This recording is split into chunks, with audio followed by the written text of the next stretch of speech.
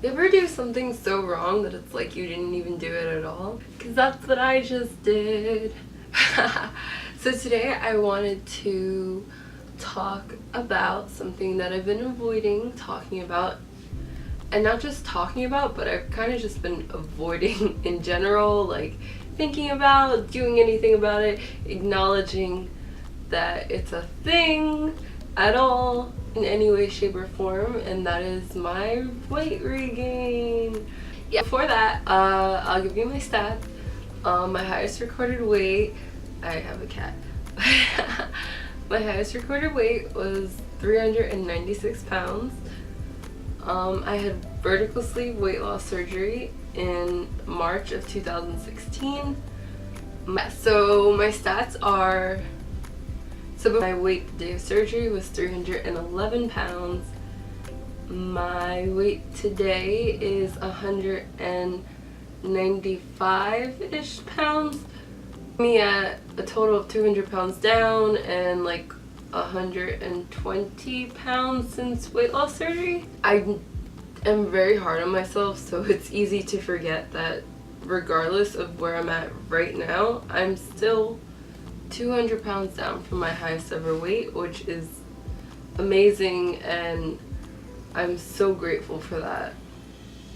But so the topic of this video, my lowest ever weight was in April of 2017, or maybe late March of 2017, and I got down to 163 pounds.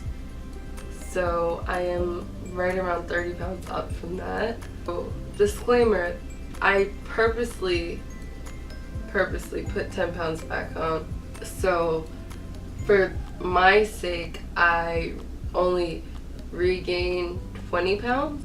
I went from 200 to the 160s in about 3 months, and it was really hard on my body. I did it in a really unhealthy way. I restricted my calories super low. I was exercising 2-3 hours a day.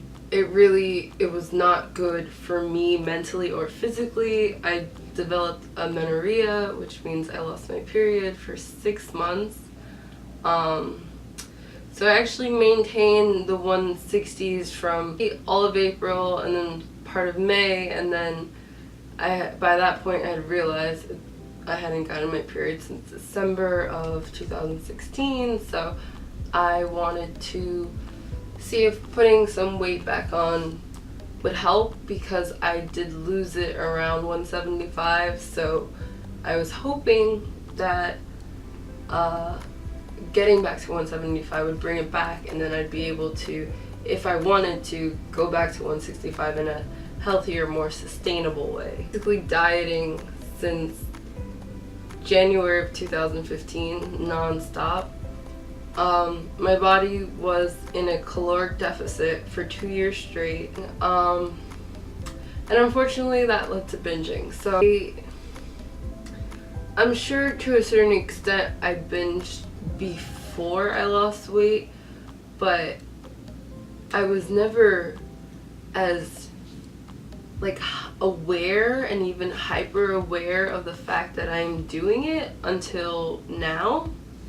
And I think it's because before I just didn't care. Like I didn't care about myself, and I didn't care about what I was putting in my body, so it was almost like every time I ate it was a binge. And really there's no way you can get to 400 pounds without having serious issues with food. But now it's almost like this crazy out-of-body experience where I know that I'm putting things in my mouth that I don't need, that I don't necessarily even want, that I'm not hungry at all, I'm not hungry for. They're pushing me further away from where I want to be and my goals and my just the life that I want to live. But it's like I'm watching myself from 5 feet away. It's like this out-of-body experience, and I've never experienced that until now, until I've lost weight, until I've I've successfully lost 200 pounds and kept it off. Regardless of where I'm at right this second, you know, that is an achievement, and that is something I'm proud of. But at the same time, I want to get back down. So at the end of the day, binging is a behavior. Binging is a habit. It's a learned habit. It's not who I am.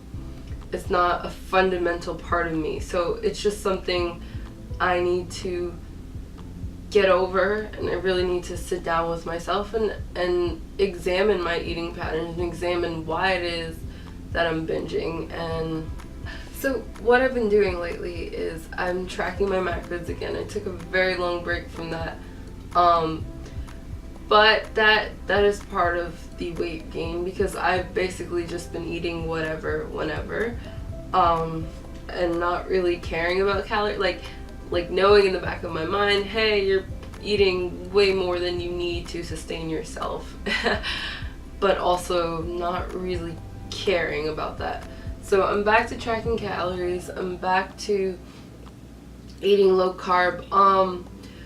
I don't know if you know me from Instagram or if you're just coming across this video. So I did do keto for a while. I'm not quite keto right now, but I'm pretty close. I am not restricting my calories super low, because I think at the end of the day, my problems with binging come from restricting my calories too low for way too long. 300 pounds, eating under 1,500 calories some days, and then once I had weight loss surgery, for for over a year, I was under 1,000 calories. So, my body was basically put into this crazy state where it couldn't sustain itself anymore, and I understand that, and I just have to accept it, that because of where I am right now, there are issues, and that's okay. Because long term, even if I didn't lose another pound and I stayed at 195, I'm a million times better off than being at 395. I fully filmed this video already when I didn't have a cold, and it was out of focus, and there was no audio. Sometimes you do things, but they don't quite work out. So now I have a cold, and I'm recording this video again. Yeah, so hi, happy almost February. I'm gonna get my stuff together. I'm gonna crack down and really sit down and figure out my life. And I think it's okay that I don't have my life figured out just yet, but I really want to sit down and just figure out my life. You're struggling with binging, especially after massive weight loss.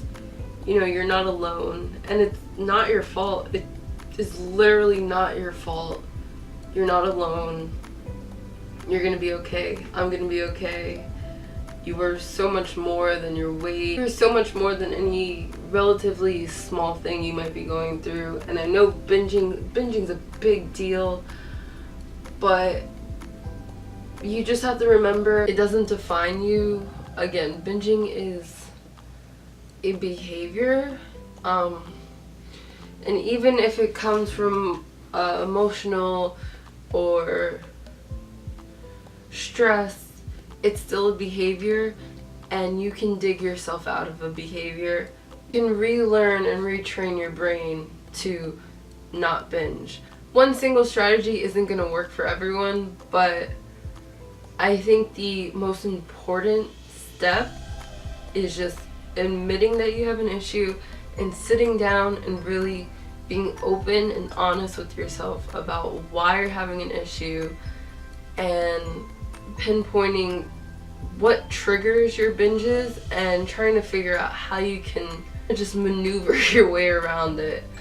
So far, low carb is really working for me, and I don't know that it'll work for me forever, but right now it's working for me. So I'm gonna stick with it until it doesn't, and then I will figure out my life again. That's okay.